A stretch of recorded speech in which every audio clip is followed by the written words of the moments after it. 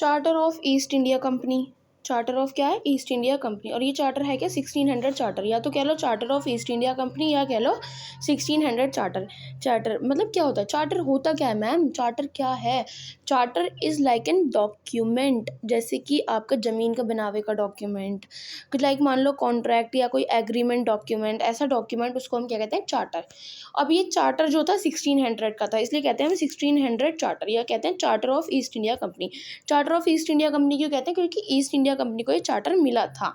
और दिया किसने था, ये इशू किसने किया था, ये क्वीन एलिजाबेथ वन, ये इशू किसने किया, क्वीन एलिजाबेथ वन। और डेट, कौन सी डेट को इशू किया गया, December 31, 1600, इस डेट को ये हमारा इशू हुआ था, ठीक है। और ऑफिशियल नेम क्या था इस चार्टर का, the governor and the company of merchant of London trading into east Indies. इसका मतलब क्या है, देखो ये चार्टर इशू हुआ था बेसिकली हमारे गवर्नर और कंपनी को, जो उस कंपनी के मर्चेंट थे ना उनके लिए इशू हुआ था, क्योंकि वहाँ के जो इंग्लैंड के जो ट्रेडर्स थे वो चाहते थे कि वो ईस्ट इंडीज़ में वो ट्रेड करें, तो उसके लिए उन्होंने चार्टर बनवाया। और चार्टर में उन्होंने सारी इन्फॉर्मेशन लिखी, और बस क्या चाहिए थी वहाँ पर, क्वीन एलिजाबेथ से क्या चाहिए थी, परमिशन चाहिए थी कि हाँ हमें आप इशू कर दो कि हम वहाँ जाके ट्रेड कर सकते हैं, जैसे हम यहाँ की गवर्नमेंट से परमिशन लेते हैं कई अदर कंट्री के साथ ट्रेड करने के लिए, वैसे ही उस वहाँ के ट्रेडर्स मर्चेंट्स ने क्या करा था, कंपनी के मर्चेंट्स ने परमिशन ली थी क्वीन एलिजाबेथ से। लेकिन ये रिक्वेस्ट तो काफ़ी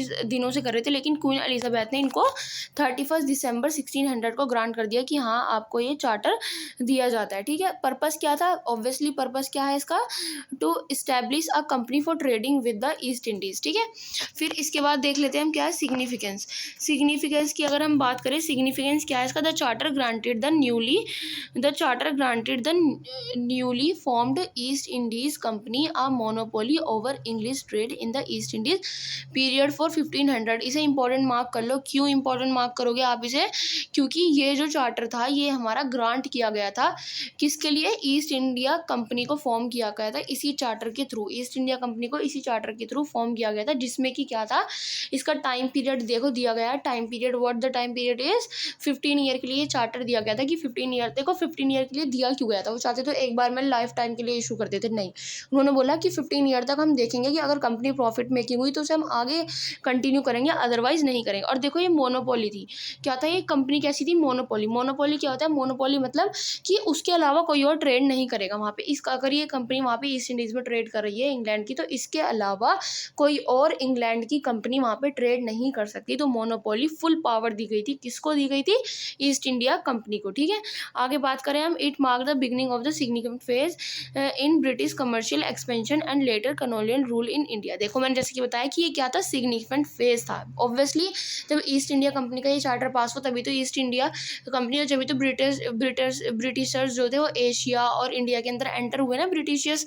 तो यहाँ पे क्या हुआ कि उन्होंने ये एक लाइक सिग्निफिकेंट था, कौन से फेज का, कमर्शियल एक्सपेंशन का और later colonial rule in India. Colonial rule मतलब जो उन्होंने वहाँ पे रूल अपने करने शुरू कर दिए थे, राजा महाराजा गवर्नर जितने भी बने थे वहाँ पे अपने रूल रेगुलेशन लगाने शुरू कर दिए थे, अदालतें फाउंड करनी शुरू कर दी थी, वो सारा कॉलोनियल रूल कहलाता है इंडिया के अंदर। It is allowed the East India Company to wage war, win coin money and formed alliances with foreign powers, essential functions and significant autonomy, ठीक है। अब इसके आगे क्या था, granted monopoly on English trade in the, देखो उन्होंने क्या किया था कि मोनोपोली दे दी गई थी ओवर इंग्लिश ट्रेड, मतलब कोई और वहाँ पे इंग्लैंड का लोग वहाँ पे आके नहीं काम कर सकता, ठीक है।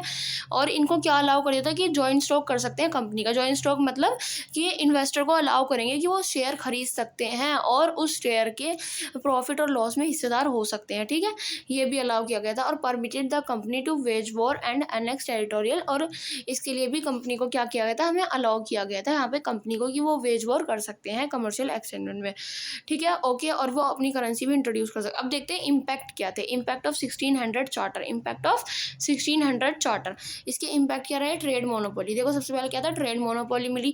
ट्रेड मोनोपोली कैसे मिली, क्योंकि उन्होंने बोला था इनको ट्रेड मोनोपोली दे दी गई, लेकिन कौन से वास्ट रीजन में इन्होंने शुरू किया। The Cape of Good Hope, ये जगह का नाम है, ये from the Cape of Good Hope और टू स्ट्रेट ऑफ मेगेलन, मतलब यहाँ से लेके यहाँ तक उनको मोनोपोली दे दी गई कि इस एरिया से लेके इस एरिया तक कोई और ट्रेड नहीं करेगा, सिर्फ करेगी तो ईस्ट इंडिया कंपनी ट्रेड करेगी। और क्या था, कमर्शियल एक्सपेंशन हुई थी इसके थ्रू। कैसे कमर्शियल एक्सपेंशन कैसे हुई, the company establish trading post in India starting with Surat. यहाँ पे क्या करा था उन्होंने, कमर्शियल एक्सपेंशन करनी शुरू कर दी थी, लेकिन यहाँ पे अपनी फैक्ट्री उन्होंने पहली बार कब लगाई थी, सूरत में। कब, 1608 में। ठीक है, आगे देखते हैं हम। मिलिट्री पावर, मिलिट्री पावर क्या थी, उनको मिलिट्री पावर दे दी गई थी क्योंकि जब वो आए थे ब्रिटिशर्स इंडिया में तो उनके पास इतना मिलिट्री था जितना कि ब्रिटिशर्स की खुद की जनता होगी, इतना मिलिट्री उनको दे दिया गया था। क्यों, वो ट्रेड करें, उनके पास मोनोपोली हो। ठीक है, आगे देखते हैं हम। आगे क्या है इसमें, charter of 1661 issued by king Charles second. किसने इशू किया था, king Charles second. King Charles second ने ये इशू किया था। ये चार्टर किस लिए इशू किया था, क्योंकि ये क्या था, अपडेट एंड एडिशन था। उस चार्टर के अंदर क्या था, अपडेट एंड एडिशन था। क्या एडिशन था कि the East India Company was granted in the right of acquire territory, mint money, command fortress and troops form of foreign alliances and exercise civil and criminal jurisdiction over a acquired and administrative power of the East India Company, laying the grand work for it to become sovereign power in India. समझे कुछ बात को, यानी कि ये एक क्या था चार्टर, ये एडिशन था, काइंड ऑफ एडिशन था जो चार्टर ऑफ 1600 का था। उसमें 1661 क्या था, एडिशन था उनकी सॉवरेन पावर के प्रति।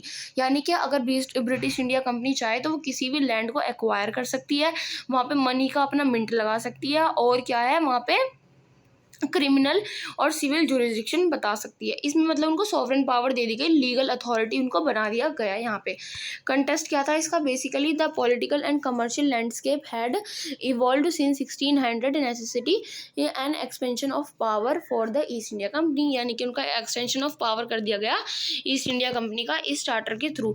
अब देखो ये किंग चार्ल्स सेकंड ने इशू किया था, तो देखो इसमें क्या हुआ कि सॉवरेन फंक्शन इनको दे दिया गया कि वो अब हम क्या कर सकते हैं, वो कमर्शियल से डायरेक्ट कमर्शियल आइडेंटिटी से वो कहाँ पे शिफ्ट हो गए, क्वासी सॉवरेन पावर पे शिफ्ट हुआ, और वो अब कैपेबल हैं कि वो किसी भी टेरिटरी को रूल कर सकते हैं, अपने रूल एंड रेगुलेशन लगा सकते हैं, लॉ बना सकते हैं। उनको लीगल अथॉरिटी बना दिया गया। लीगल अथॉरिटी कैसे बनाया कि the judicial power allowed the company to operate with considerable autonomy in legal matters with in its territory. मतलब जिस टेरिटरी में वो है उसका वो कोई केस वेस चल रहा है, आपस में दो लोगों में, इंडियंस में झगड़ा हो गया, तो उसको वो सॉल्व कर सकते हैं, किससे कितना पैसा लेना है, उसका कितना कोर्ट का चार्ज लगाना है, ये सारा लीगल अथॉरिटी भी उनको दे दी गई कि मतलब कोर्ट सा बना दिया उनको अपना खुद की, हाँ आप अपनी मर्जी चला सकते हो।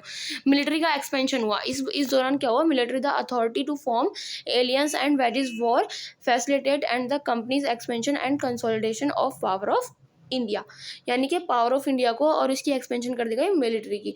मॉनेटरी कंट्रोल ऑब्वियसली इनके हाथ में आना था क्योंकि उनको अब सॉवरेन पावर मिल चुकी है, वो पैसा ले रहे हैं, केस लड़वा रहे हैं, रूल्स बना रहे हैं, तो उससे टैक्सेशन कर रहे थे हैं। यहाँ पे अभी जमींदारी सिस्टम शुरू नहीं हुआ था, लेकिन अब ये टैक्सेशन लगाना शुरू कर दिया था इन्होंने अपना टेक्सटाइल ट्रेड को इंट्रोड्यूस करने के लिए। ठीक है, इसमें क्या हुआ, उन्होंने अपना मनी का सारा मॉनेटरी कंट्रोल कर लिया। आई होप आपको यहाँ तक समझ आया होगा।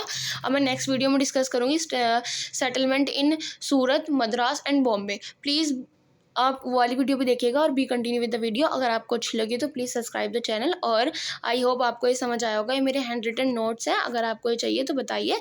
इस पूरी वीडियो में आपको हैंड रिटन नोट्स मिलेंगे। Thank you. अगर अच्छा लगा तो प्लीज़ सब्सक्राइब।